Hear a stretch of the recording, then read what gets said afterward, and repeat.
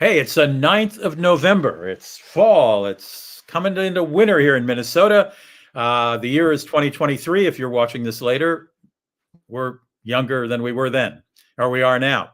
Anyway, I'm Rudy Maxa. I'm a travel journalist and broadcaster. I'm joined by my partner, Tommy Danielsen, who knows everything about everything involving airlines and hotels and car rentals and frequent flyer points, etc. And if this is the first time you've seen us here, we do this periodically, generally try to do it once a week and sort of bring you up on what's going on in the travel world. And I think the first thing we want to talk about, Tommy, is United Airlines announcing its changes for its frequent flyer program, following after American and Delta. Not quite as drastic, though, I gather, as Delta was the one they had to, even after pulling back, it's still more drastic than what United's done, correct? Yeah, 'tis the season for revamping and enhancing loyalty programs, isn't it? Yeah, well, enhancing is all in the eye of the beholder, right? That's very, very, very true. Sorry about the bad reception here. I got to figure out what's going on with this portal, because I have, gigabit Ethernet. I just tested my computer. I have over 1 gig here, and it's You're still looking not. good. You're looking good. It looks a little blurry, but that's okay. All right, so let's go into the videotape here. So let us find the correct,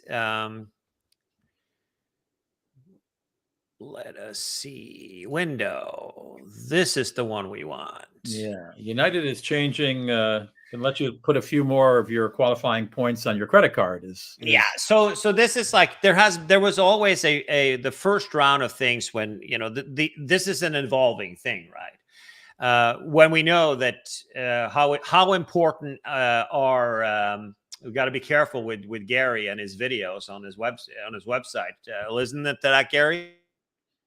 It's View from the Wing. Gary from View from the Wing. I just went there because he does a good analysis, and it's modest changes to this. So over the course of history, we've always had. There has to be a flying element to every loyalty program, meaning that you have to fly X amount of flights, and you have to do this, and you have to do that, and you cannot spend your way to top tier. Well, right. American changed that a couple of years ago, where you could spend your way or do any other things. You don't have to even sit on a plane in order to get their top tier status, executive platinum. Right. A couple of months ago, we saw Delta going, and they were all in on, eliminating the classic the frequent traveler. It's not a frequent traveler program anymore.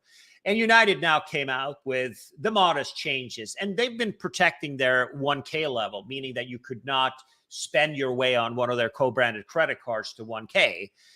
You had to do some flying in addition to that. Right. And they've changed that. So you can now literally spend your way to 1K. It's not a good proposition, though. You have to be a real idiot to spend that kind of money on a credit card in order to get 1K status. I mean, we're talking for each $500 you spend, you only get 25 qualifying dollars. Each $500 you spend on your credit card. Correct. On anything. You get them. Yeah. So if you spend $10,000 on a credit card, you get 500. Hang on, you don't get 500. If you spend $10,000 on a credit card, for each $500 you spend, you get 25 qualifying dollars, right? So meaning that if you spend $5,000 on the card, you get 250 qualifying dollars. If you spend $50,000, you get 2,500. And if you spend $500,000, you get 25,000 elite qualifying dollars. And in order to become top tier on United, you have to spend 24,000 qualifying dollars, which means that almost $480,000 you have to put on the co-branded credit card to get top tier. And there are people that does this. If you own a construction firm and you're buying a lot of heavy equipment and right. But it's worth noting here that 500,000 $500,000 on a United card that earns 1 mile per dollar spend, when you can just, without even blinking, get triple that. Yeah. You can put, for example, on a Capital One Venture X card, gives double miles per dollar spent on anything. And there are plenty of cards that gives a ton more than that on various categories, depending on what category it is. Which you can then use for your first class miles. You don't have Right. For example, that means that if we use that as an example, if you put $500,000 on a United card, you earn 500,000 miles, and you also earn your 1K status. But if you put that money on say the worst category there is, like saying buying lumber or whatever, going to Home Depot. I don't actually think there often are campaigns where you can earn more than that. But that means that you get, if you use the Capital One Venture X card, you get 2 miles per dollar. So that means 500,000 United, or not United miles, but 500,000 convertible miles where you can transfer to other programs in Star Alliance to redeem for. Meaning a lost opportunity of 500,000 miles is a lot of miles that you can use for, like you said, for first class tickets all over the world, for business class tickets, it's a lost opportunity that United is banking on people to do this. And we've seen, and we've talked about this before on the channel, American has seen a new type of customer. The new type of customer are people that, for example, there's a guy who's very active in one of these groups, American Executive Platinum groups. He runs, say, I don't know what kind of business he runs, but he purchases stuff for $250,000 a month. And he puts a lot more than that's needed, right? In order to get status on American, it's much easier. It's only $200,000 you have to spend to be Executive Platinum. So he and what he's doing though I just cannot. It's, people are so lazy. He puts on $250,000 on his American credit card a month and earns 1 mile per dollar spent, when he could. You earn 5 miles per dollar spent on plane tickets used on an American Express card, Platinum card, or he can get 4 miles per dollar spent on groceries and 4 miles per dollar spent on any dining, going to a restaurant, 4 miles per dollar spent on that. So you literally, the lost opportunities are crazy out there for people to get airline status. And that's what the airlines are banking for. And what? $11 billion. What is that number? That's how much money Delta sold. Got from American Express from them purchasing miles in 1 year, which means that these airlines are making a ton of more money on credit cards than they are actually on flying. So they don't care about the frequent flyer anymore. So United has not made any changes to. You can still do a bunch of stuff in here in the system here to United is still protecting their frequent flyers ish. But now that top tier level is gone, I mean, you still have a level above global services, right? That you can also get. So not a big deal, not a big difference. The only difference here is that you can get the 1K level now is now open also for people who want to spend credit on their credit cards. All right, so that's the new thing. You can actually get 1K by putting enough money on your United credit card. Correct. All right. Okay. What else? All right. So who sucks? Well, Sioux City, Iowa. You know, that's their airline code, SUX, and for years they didn't like to be called the sucks, you know, for that city, but now they're embracing it, as this headline says. So I think there's an art gallery that's renamed itself Art Sucks, SUX. Right. There's a company that does construction or something, and I don't know, renovation sucks. So anyway, it all sucks. They're basically taking the joke and trying to make it work in their in their favor, which is not unusual. I mean, some of these Midwestern states have tried to do that, and I think it's pretty clever, frankly. Remember, Singapore Airlines, the city of Singapore, or the country of Singapore, their airline 3-letter symbol is SIN, SIN. And what is it in Japan? Fukumawa. I should know that. Fukuoka. Fukuoka. I've been there. I should know that. Their airline symbol is FUK. So Sucks is not alone in having a double meeting, but I think it's pretty clever, don't you? Yeah, I don't think anybody. Nobody's going to forget it. I think the flyover states, they have nothing to lose by being honest of what it's all about, right? Yeah, people talk about it. Nobody's going to forget it, unless you fly to the wrong Sioux City or. Or yeah, there's Sioux Falls or Sioux City. Right. There was some confusion on a Trump rally here a couple of weeks ago, so that's good, right? Yep, people do make the mistake between Sioux Falls and Sioux City. Okay, that's good. That's fun. SUX sucks. Now you know.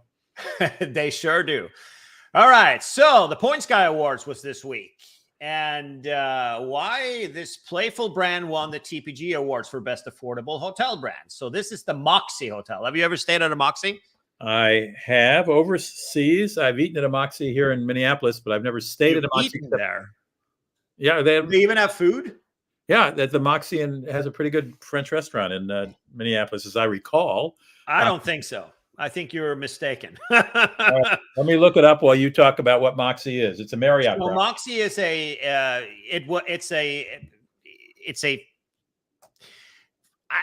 I wouldn't call it a failed brand, but I think that my limited experience with it is small hotel rooms. What the brand is it was supposed to be a cool millennial type of style of hotel. You walk in and the person who runs the bar, who runs check-in is the same person that works in the bar. And there's no check-in desk. You check in at a desk. Right. And that kind of stuff. And they don't have, it's like a big living room. Right. Where people come in and they're supposed to be hanging out with people they don't know. I don't know. Maybe it's my generation or what you want to call it. But here's my most interesting experience with Moxy. So it's the Moxy Vienna Airport. It's an airport hotel. It's the only Marriott hotel by the airport, meaning that you get into Vienna, Austria, you walk down, you take the elevator down the basement, you walk through a tunnel, and you literally are outside to get to the Moxy for a few yards. So it's convenient in that sense. There's an NH hotel, but for you, if you're a Marriott loyalist, you kind of stay there, right? Right. So we got there, and there was a massive line of people wanting to get drinks, wanting to check in, and wanting to check out. And as you know, internationally, some of these countries, they want to see your passport, and they want to do various things. So, and the poor people who work in the reception obviously were well undermanned. This was in 2017. We were there when it was a new brand, and we went there and this living room didn't have. So we got up to the room, and it was like hot as hell in there. Wanted to adjust the temperature, it didn't work, and they don't have phones in the rooms because you don't need phones anymore, right? Mm-hmm. And even if you did, so if you're not roaming, right, like if millennials are doing this to save money, maybe they're not wanting to spend the money to do the overseas roaming. Yeah. Right. So, but you can get on Wi-Fi, I'm sure. Well, actually, you can't do Wi-Fi dialing in that sense. But anyway, so go. And also there were just a couple pillows. I wanted an extra pillow. And also it was just, synthetic pillows. So, wanted to get a pillow. They didn't have a phone. I called the front desk, and obviously you get on hold because you had the big line, and it kept going on for ages and ages. So there's no service at all. There's zero service. And, Marriott has brands that are like that, but are just better. They have a loft, which is a better gig than this. Also, what's the name of the other brand that they have for old... Aloft is kind of the one that reminds me the most, but we got down there and we wanted to have something to eat, and guess what? You were in the middle of nowhere. You could either go to the airport, back to the airport, or stay at your hotel. There's nothing around there. So the guy was like, well, you can call and order pizza. And I was like, beg your pardon? Yeah. So we were there for the Megadu in 2017, and we ordered pizza. So we had pizza delivered and ate outside food inside with drinks and everything in the common space in the area there. So, the beds were short. I'm 6'1", so I'm not the tallest guy in the world. It's just a junk brand. I mean, it's like, it doesn't have Moxy. It's nothing special about it. And it's like this misconception that millennials are cheap. But it's something else now. This the millennials. They're kind of getting old now. Who is it now? Gen Z? Gen Z, I think, is next. I can't keep them all straight. But you're right. I did not have dinner at a Moxy in Minneapolis. I thought I had, but I haven't. And I think I stayed in one in Scandinavia, but I looked the other day for it. I thought it was by the airport in Stockholm or something. When we were doing a tour there, I think I had to stay at the airport because I got in at midnight. Right. And I don't think it's there anymore. I looked it up the other day, and there was nothing in Scandinavia. So that brand didn't last long, apparently. But anyway, Right. Marriott's got 30 brands, so Right. they're slicing and dicing the bread loaf really thinly. So Right. you should be able to find 30 brands, another hip brand there. You're right. Right.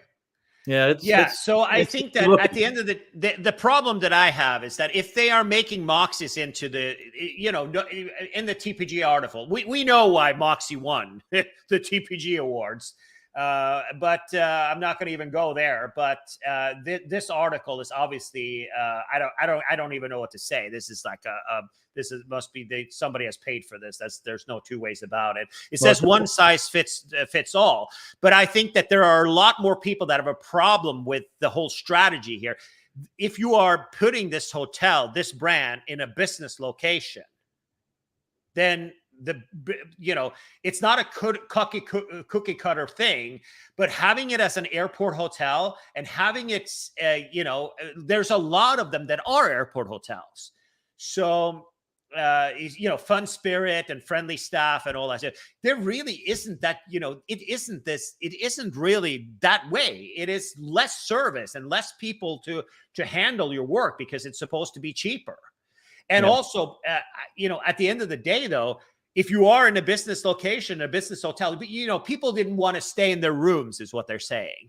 Well, usually when I'm on a business trip, I don't stay at a hotel or I don't stay anywhere for a longer period of time.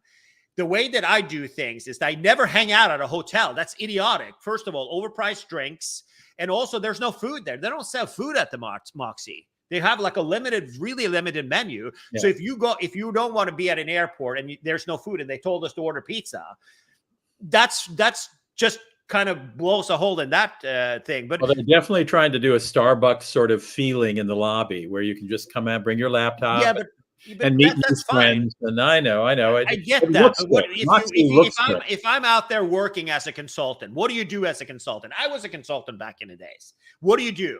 No, you don't go to your hotel room. Right. You go out to dinner and you find a Hillstone or you find a nice restaurant or a local restaurant. You don't hang around at the hotel. Right. You go out and you find something good. That you go in a big city, like the first Moxy hotel in Brooklyn is proof that affordable brand is finally growing up. Whatever. It's like, why would you, if you were in Brooklyn, you would hang out at, you're telling me, the Points guy is telling me that I'm going to hang out at the Moxy instead of going out in Brooklyn to somewhere cool? Yeah, there were a lot of good restaurants in Brooklyn. Well, the guy who started the Points guy, you ought to call him up and tell him how come they won the award. I don't think he has. Marriott is a good brand. Marriott is the hotel sponsor. Maybe that's why. I'm not going to say it. The readers have voted for it. I would say that it's obviously in the North American market, it could make sense. I think that in general, what we've seen in all the feedback we're getting from a Marriott hotel, from the Marriott groups on Facebook, is that Moxy is not a well-liked brand because people don't like to wait to check in. Right. People would like to have some sort of service. Right. They would like to be catered to in especially if they are in business location. If it's a holiday location, sure. But I don't think that Gen Z would, even if they would like to socialize that, like at a Starbucks, they wouldn't want to do that at a hotel. They go out. So all right, we beat this horse dead. Okay. Yeah, I'm kidding. No, I just, at the end of the day, I think that's it's a little bit laughable. But you've seen in Europe, right? We stayed when we were in Naples, Italy, we stayed at the Ibis Styles. Yep. Remember that? I do. So Ibis Styles has a complimentary breakfast for everybody, which the Moxy doesn't have. Mm-hmm. And it's also, very much better priced. In Europe, the Moxy is kind of not, you're competing against a lot of the Accor hotels, like the EB Styles, the EB's Budget, and all of those types of guys, which also has some sort of like a feel with that stuff. They also have it, but rather than having the bar and the reception together, the way it's designed, and aren't you staying at the Ibis Styles in Bonn? I am. I'm staying at I don't know if it's Eva Styles, but it's the one downtown in Bonn. Yes, that's the one. So Burgundy. when you come in the door there, they have a reception, and then right behind the reception is the bar. So you can see the wall behind it has the liquor and stuff. So you walk around it, and then you in that liquor cabinet, Tom, you'll remember, is the world's most expensive wine from Burgundy. Yeah, it's not that one. That's actually the regular Ibis hotel. Those are bottles. It was in one of the Ibis hotels there. You can't even get those bottles of wine in the United States in a fancy restaurant because there's so few of the. It's called DRC, Domaine Romani della Conte. And there it was in an Ibis. I couldn't believe it. It was in there. Yeah, I was a little shocked by that. This hotel is so they have it's like a living room feel. You'll see what I'm talking about when you go there. I had a great stay at that place. I had no issues with it. The decor is very glitzy. It's very hip. I remember the elevator, I think at the Stockholm airport, when it had pictures of people at parties, like, oh, it was Polaroids, like just real people. And you can see even just from this picture here, it's very hip with the neon sign. What are you talking about here? Talking about the design of Moxy is just where were you? Hip. The lobby, the public spaces, the elevators, everything. Where did you visit the hotel?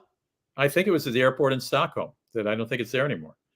But the elevator had pictures of people in party mode, like they were in the hotel. Yes, I remember that. And you also have the same party mode in the rooms as well. Yeah, no, it's all great fun. The graphics. I don't think it's, at the end of the day, if there's you're no service, if you're a business traveler, if you're a kid too, I mean, the problem here is also it's that it's price strong. It can be expensive. It can be that you pay the same thing for a dusty old whatever. But I think in the U.S. it might make sense, but I don't think in the international market it makes sense. All right, let him go. We got him. Yes, let him go. Yeah. All right. So I guess you didn't hear, did you? No, I did not know that Southwest had never had any red-eye flights. Think about that. They want to get the planes in the air a little more, huh? Make a little more money with those planes, not have them sitting on the ground all night? Well, it's kind of idiotic Southwest it's the most profitable airline of any airline in the United States. It has historically made a ton of money for their investors and for their owners. The people who work there, they love it. Minus some grumpy pilots lately who wants to make $750,000 in order to fly. But in general, they're pretty happy.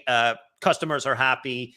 And it is, a different culture. And it's, contrary to Moxy, it's the largest domestic, it's the most popular domestic product in the United States, when it comes to passenger. Before the pandemic, Southwest was the biggest domestic airline. And they have a culture that at midnight, 12:30, whatever, they park the planes and they pick it up in the morning. And that's now coming to an end. Why doesn't it take till 2025 to start these? It's going to take that long? They haven't announced the time frame just yet. The CEO believes that operating red-eye flags will be a productive use of their existing assets. Well, sure. What do you know? Well, and on the other subject, the bleeding obvious. No, having billions of dollars of airplanes. I mean, they have 800 plus of them, right? Having them parked for, 20% of the day is kind of not a good play, right? Right. So I presume they're doing cross-country kind of stuff. That's what these are. I mean, they're it also in the same article, it looks like in Dallas, are there any rules that you can't fly out at night from Love Field? Maybe? I'm not sure. I don't know. The only one I know. They're looking to start operation at DFW, which also is a great thing. That means that you can fly out of Dallas from a different airport, although the Love Field is very, very convenient, but there are no lounges there. So that's great. You can hang out at the Capital One Lounge or wherever if you're transferring to an international flight, flying into DFW makes more sense. Right. So this is an interesting gig. I mean, we'll see Burbank to wherever, or LA to whatever, and you will see more utilization, which is great. I mean, it's We just had one of our Southwest is the sponsor of our loyalty summit. They're the official airline, and we had meaning that they fly my staff and also a lot of speakers. And we had a speaker that needed to be on a red eye. She's flying back next week back to Boston. And we had to book her on United because, she needed to be there until like late in the afternoon, late at night, and head home overnight. And that's now coming to an end. So I think that's a good idea. Okay. All right. So I found this article I found interesting of the most notable new airline routes of this week.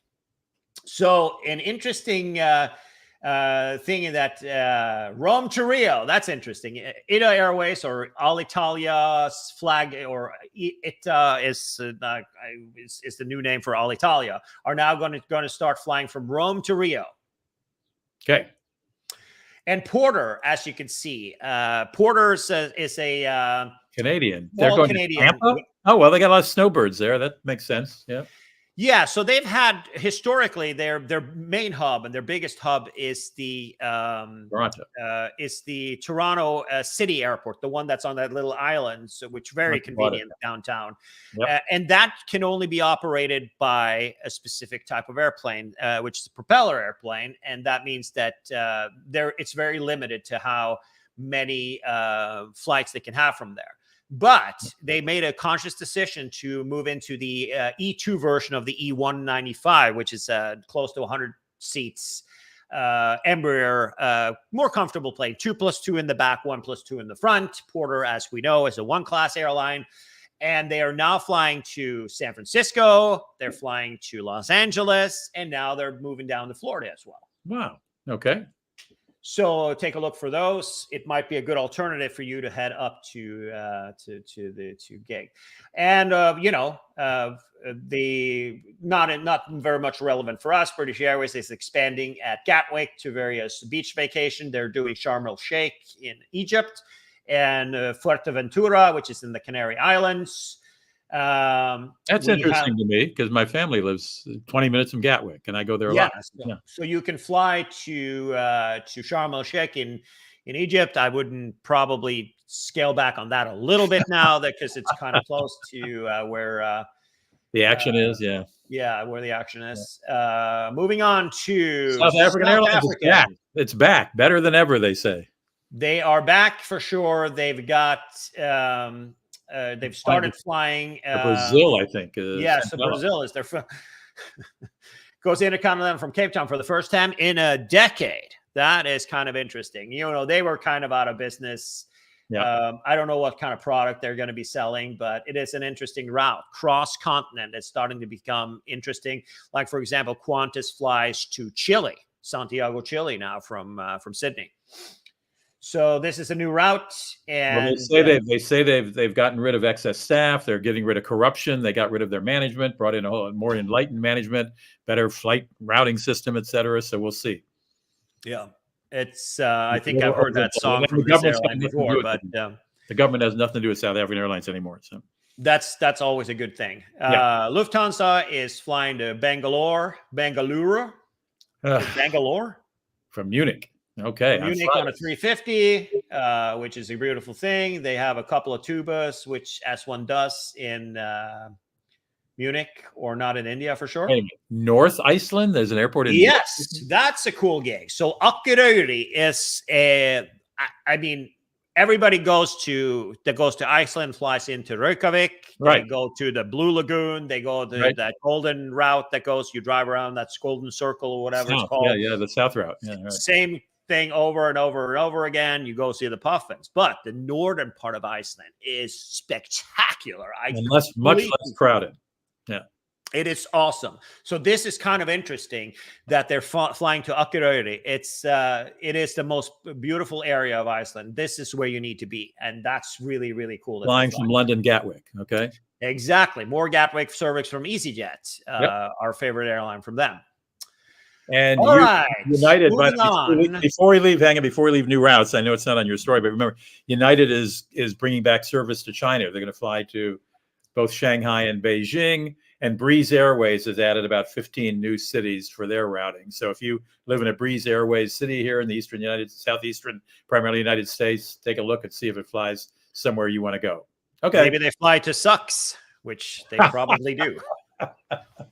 They don't fly from here, and I'm not going to lie to you. I fail to be overly excited about them because the routes they have are just so weird. They're they're really going for the. But I know also that kind of blows because I like David. I think he's a cool guy, and he's always been extremely successful.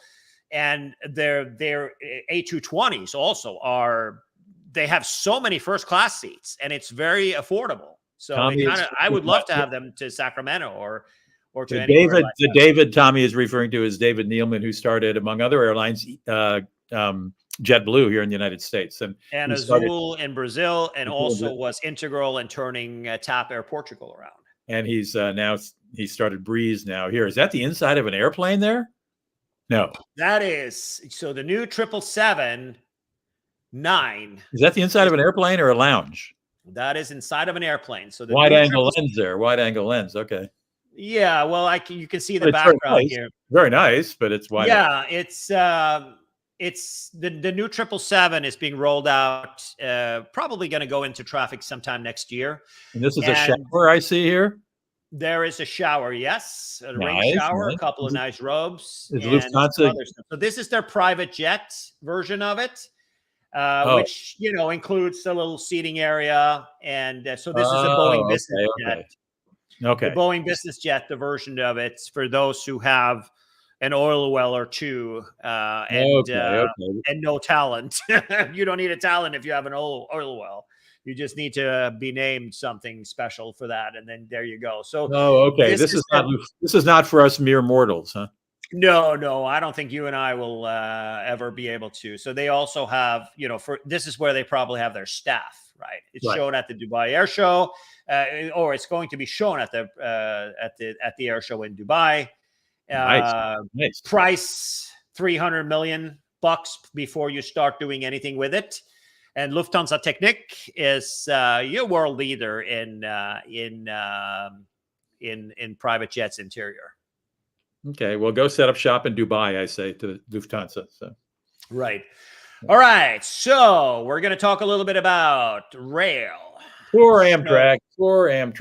Oh, God. No, I think that, this is the U.S. political system is kind of messed up. I mean, oh my goodness. If there is, the way politics works here and how ineffective we have been, this fall has been a perfect showcase for how it should not be. Nobody's getting anything done. But to this is good news. But the question is, will any of this ever happen? Obviously, we'll get to that. But President Biden on Monday signed a bill or announced $16 billion in new funding on Monday for Amtrak and other agencies to revamp bridges and tunnels and stations between Washington, D.C., New York, and then New York to Boston. And, modernizing the various infrastructure, get new tunnels, get the speed up, obviously. That route, of course, is called the Acela route, New York, Philadelphia, Washington, Boston, and it's supposed to be faster than most other Amtrak routes, and it would be if they could get enough real estate to straighten the tracks and be able to go fast. Right. But their problem is they've got new trains on order, but they're years late in being delivered from the French. Yeah, but let's get to that in a minute. We have that as the next article. But here, what they're doing is that there are bridges and there are tunnels, like, for example, the Baltimore Tunnel. It's got a leaking roof, a sinking floor, and the trains creep through it at 30 miles an hour. And these are, this is what they're doing here. What this project will do, 5 to 15 years. It's a long project, obviously, to make sure that all of this happens. But what we're talking about here, getting rid of all the bottlenecks, and it'll be half an hour faster from DC to New York, which means that it'll be less than 2 hours. Someday, I'll believe it when I see it. Yeah, because right now, didn't you say that the Congress is kind of working on putting the kibosh on this deal already? Well, as soon as Biden announced he was giving, I don't know, what is $62 million to Amtrak. The House, led by the Republicans, said, "Oh no, no, no, no, no, no, no! We're going to cut at least $1 billion out of that, and we're going to cut train service to cities, and you're not going to get the fast, slick car. It's going to be a a cat fight." So yeah, a lot of wasted time, and right. that's if we look at how things work in Europe, I mean, think about it. If you can go to was a Union Station in DC, and Yep. you can get to New York in less than 2 hours, That'd be a dream. Nobody would fly. Right. Right. Takes 2 hours by the time you get to the airport and out of the airport. Yeah. No, that'd be a dream. So they are replacing the trains, and that will have marginal or minimal impact on the travel time. And these new planes have a maximum speed of 200 and 160 miles an hour. And the problem is Yes. Amtrak has spent $130 million keeping the old Acela equipment running, because this stuff was due a couple of years ago, the new cars, and they've had to sort of put a couple trains out of business so they can, ransack the spare parts for the current Acela. So just keeping the current Acela program has cost them $130 million more than they thought it was going to cost them, because they thought they'd have these new cars from Anstrom, the French company, by now, but they don't. So right. It's, as I say, it's a cat fight. It's a mess, and they hope. Yeah, that's politics in 2022. These new ones we're doing 2022. They hope to get them now by 2025. Yeah, it's unfortunate, very unfortunate that that's the way the politics works. Yep. I mean, at the end of the day, we're looking at the other rail projects that are all being, no pun intended, derailed. Meaning that the Texas Railroad, it's like out of spite. You have landowners who are working against the company that's trying to build high-speed rail between Houston and Dallas. Yeah. And we're talking 220 miles an hour Shinkansen set, the 700 series Shinkansen train, which is the Nozomi Shinkansen that goes 220 miles an hour between Tokyo and Osaka and Kyoto and all the way to Hakata. And you could literally get people off the road, but it's like there is this perception that trains are bad, and so that's why these farmers are suing the hell out of them to build this line, which is just retarded. And I just don't understand how people can do that. So lawsuits and politicians are killing high-speed trains in America. The only good news is the Bright Line that finally opened at Disney World and goes, from Orlando now to Miami. That actually is open and well priced. The LA to San Francisco thing is plagued. Oh, is that the California? We're actually got it on the screen right now. There it is. There are efforts. I mean, from Merced to Bakersfield, the line is going to be done in about 3 years, right? So it's from right there where the dot is, right there. If you can see my. So what's that? LA to Central Valley? It's Central Valley to Central Valley. Oh yeah, right. It's not even to LA to Bakersfield. So see all of these dots that you can see here. Yeah, these are projects that are underway. That's happening right now. That's being built right now. Right. Is there going to be a lot of business between those two towns? I mean, LA and San Francisco is the eventual goal, I know, but right. I think that they're doing whatever they want. They have approval and they have funding for. Is how this area has still been funded, and it's from where it says Merced on top there to Bakersfield. And what we also know is that later this early next year, San Francisco to San Jose has been electrified, which is a joint project between California High-Speed Rail and Caltrain. And they are now implementing the new trains. They're already testing. They're back and forth all day doing the testing with the electrification here. That's something. That's good. Yeah, so they have between San Francisco and San Jose that deal that can open right now. So San Jose to Gilroy is they're trying now to get funding to electrify that as well, because their Caltrain also goes there. So the way it'll be now it's San Francisco to San Jose will be on the new trains that are much, much faster. And it's not that they're faster in their high speed or anything like that. They only go 90 miles an hour, but they accelerate and decelerate much faster than a diesel locomotive does. Because the existing trains are very slow between right. San Francisco.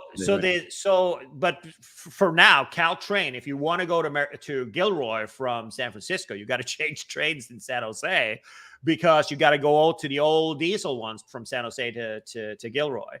And then the garlic capital of the United States.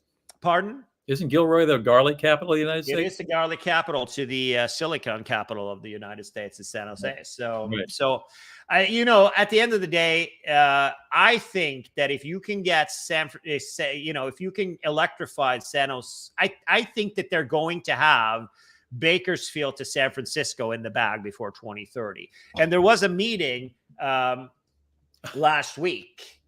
If realistically, if California high-speed rail can be completed in the next 5 years. Oh, God.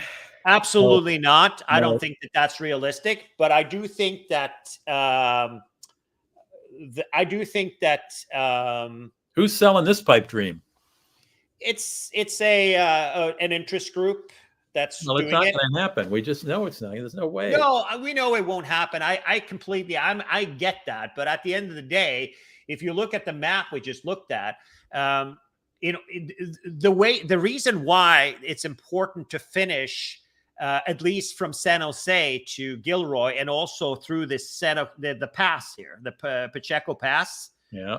Which is not a long thing, but it's earthquake area. You go through the falls, and then there are some expensive tunnels that have to be made. So if you look at the infrastructure project and see, this is already built.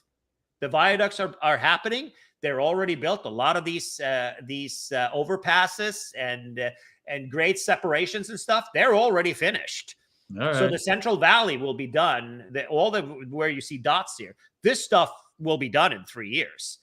Okay. But you have this, the from Gilroy to the intersection here is not approved. They don't have funding for it. And it's going to be an expensive one because of the special construction that has to be done because of earthquakes or potential earthquakes. And also, but if you get that, here's how it can improve life and how it can be a really critical thing in the future. If you can live in Merced and you can work in San Jose, and it takes 20 minutes to go between the two instead of driving for an hour and a half or whatever long it takes, that's going to have a big impact on how talent can be hired in Silicon Valley. So we got to go buy property in Merced right now in expectation of that.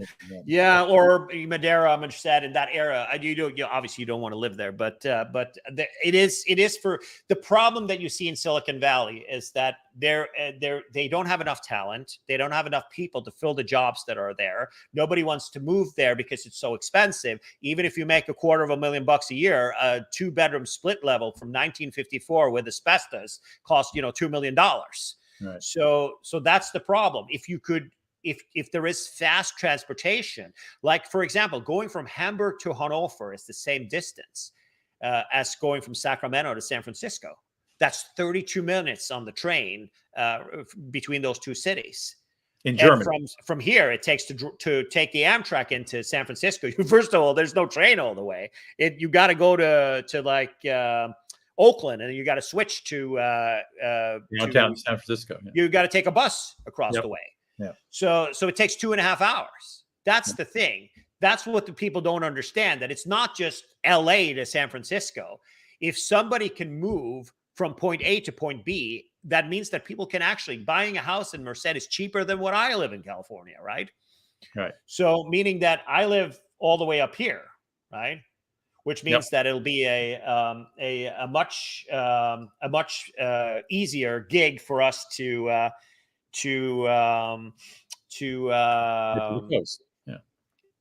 So that's the story, and at the end of the day, for me, it's there's more to life than, or more to the high-speed rail story than people thinking about getting on the train in San Francisco to get to LA. Right. All right. Let's move to the last one. We've been working on getting our tours back up and running. How cool is that? The new tours are up as of today, right? They were. We're going to talk a little bit more about that on Monday, where we have our new rock star, Ingeborg, or Inga, as she likes to be called, from Norway, who is going to be our expert guide. And that's really transforming our company a lot with the expertise. I had the pleasure of traveling with her and learning a lot from her lately. Let's talk about the differences in our tours with the competition. Small groups, no big buses, nobody waving a flag, good restaurants, good 3- and 4-star hotels, a great guide, and enough time off to enjoy a city or a destination on your own for a few hours. Right. Dinner, not all dinners are included. We tried that our first year, and we found people really wanted to be able to go out sometimes and have dinner by themselves. So we've made several changes to our tours, and it allowed us to drop the prices on these tours too. Right. Yeah, no, I think that when we plan this, and we're, I think it's safe to say that we're not like, we don't have the, let's just say we're not Rick Steves just yet. But at the end of the day, what we've learned so far is that the way we had structured our tours in 2019 when we launched the tours, and also coming back from the pandemic, was that, there is a reason why all day program, all whatever, with activity every hour was not the answer. It didn't work. It got a lot of customers that were, that not a lot of them, but there were people who thought the tempo was too high. There was too much going on, and the expectations for all of the stuff that was going to happen made it very difficult for our staff also to run these tours. So we've made some changes to them now, and we have quietly tried it out this year, and it has worked out brilliantly. And I think we got it right there. I think we got it right. So what do we have? There's our Venice to Paris tour, which is the essential Italy, Switzerland, France tour, with stops in Lake Como and in Lausanne and the heart of Burgundy and Beaune, France. There's the Christmas market tours, our most popular tours. I think do we have 3 of them next year? No, yeah, we have 3 of the same ones. We try this is the most, by far, our most selling tour. We got 3 different ones of these. And there really isn't much. We've lowered the price on these significantly. Yeah, all the prices are lower. Yeah. We've lowered the price significantly for next year for this tour. It's down like 18%. And the reason why is that we've kind of just moved hotels a little bit, but the program itself is pretty much the same as this. So it's very, very good value for 2 nights in Vienna, 2 nights in Munich, 2 nights in Zurich, with a day trip to Salzburg in between Munich and you stop in Salzburg on the way. It's a very nice Christmas market tour. If you've never been on Europe, for our Scandi tour has changed just a little bit. We've also lowered the price significantly on that, about 18%. But we've flipped it up a little bit. Instead of starting in Stockholm, we're starting in Copenhagen instead. We are a couple of nights in Copenhagen. We take the overnight ferry up to Oslo, and then we're in Oslo a couple of nights. We take the train to the Fjord country, and we end up in Bergen at one night in Voss, and then over to Bergen, and then we fly to Stockholm where the tour ends at the end, which is also another. We just literally changed it up just a little bit how that works. Out of the new tours we have this year, we have the Best of the Baltics, which we had back before the pandemic. We have actually never run that tour because the pandemic stopped it all for us. Right. So that one starts in Lithuania. And goes. You have 2 nights in Lithuania or in Vilnius, Lithuania. You have 2 nights in Riga, Latvia. Then you stop in Spa country, and nobody knows that these 3 countries has the highest percentage of spa hotels of any countries in the world. I did not know that, but I've been to one of them. They're fabulous. Yes, you go into Pärnu, Estonia, where we stop for which a massage is actually included, and you can also do more stuff if you want to. But in this little town that has about 25,000 people, there are 31 spas. Wow. And we end up in Tallinn, Estonia is where we end. It used to go over to Finland, but, you know, technically Finland is not in the Baltic, so it ends there. Now, So this that's is a good trip. These are uncrowded cities, undiscovered by a lot of Americans. right. Very well priced because prices are much lower than some of the other Western countries in Europe. It's going to be a very nice tour. Good. Yeah, I do like. I was just there. I spent a couple of days on the Latvian Riviera between when I was in Europe in September, and had a wonderful time. It's the people are so friendly. It's amazing. Then we have the kind of interesting with the Definitive Italy, which is a brand new tour for us. This is a great tour for folks who have never been to Italy because you're going to hit the big three. You're going to hit Rome, Venice, and Florence. We're out to Tuscany for lunch. I mean, this is a beautiful. Yeah, tour. we also So we're in for the third day. We are in the Tuscan countryside, and we head out to go wine tasting and go to a vineyard in the Tuscan countryside, which is cool. And then we end up in Venice, which is, you know, we have another tour that's been going there, the Italy, Switzerland, France one, which hits a lot of places where not a lot of people have been. This one is you get the Vatican, you get the Rome, you get the Colosseum, you get all of that stuff, and you get Florence with Mark Square and Florence. It's just, yeah, you're right. And then you end up in Venice. You see David, you see it. It's a great tour. And a new one for the year is by popular demand, Ireland. By popular demand, yes, you get to see the sheeps of Ireland. Yes, you are right. Little bit of country, a little bit of city. You know, you got Dublin, you got Galway, but then you got the country. You have the islands and the beautiful landscape. Yeah, this is a great way to see Ireland. Yeah, we're gonna send out an invitation to everybody a little bit later today for those who want to join us to talk a little bit more about the tours for next year, because there's some cool stuff. And yeah, like I said, prices are dropped a little bit, but bear in mind that even if not every meal is included, that's pretty much the difference between the old and the new tours. And it's why we've been able to drop the price too. So yeah. Yeah, so we dropped the prices, but it still is a fairly affordable thing. And also there should be a little bit for everybody, even if you're a seasoned traveler. It is and also, you know, the staff we have gotten now in Europe has dramatically changed our tour, and I'm so happy with the people we have now working for us there. And if you go to maxatours.com, you'll see a day-by-day itinerary for every one of those tours. Beautiful. All right, November 9th, 2023. It's a wrap. Thank you for joining us. Hope we see you on a tour. Failing that, hope you go somewhere. Thanks, Tommy. More coming up. Bye-bye.